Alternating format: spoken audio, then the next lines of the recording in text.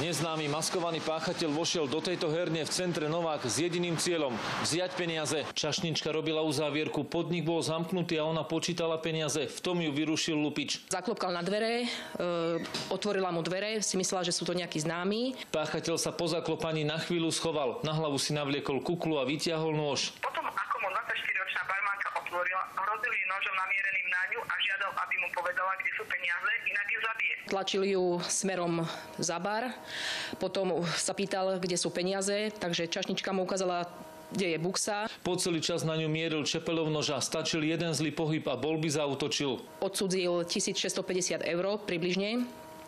Prikázal čašničke, aby si sadla a aby vlastne nebežala po ňom. Žena pri úpeži utrpela psychickú újmu, doposiaľ neustálenou práceneschopnosťou. Bola úplne vyklepaná, hej, ten nož bol teda evidentne aj vidieť, teda že dosť bol veľký. Páchateľ sa musel v okolí herne potulovať dlhší čas, presne totiž vedel, kedy odišli zákazníci. Určite bola sledovaná teda, že sledoval, kedy zákazníci poslední odídu. Lupičovi hrozí 12 rokov za mrežami, policajti po ňom pátrajú. Som chcela aj poprosiť týmto, teda, že keby náhodou ho niekto spoznal, tak by som ho určite aj odmenila. Z Novák Pavol Čertík, televízia Joj.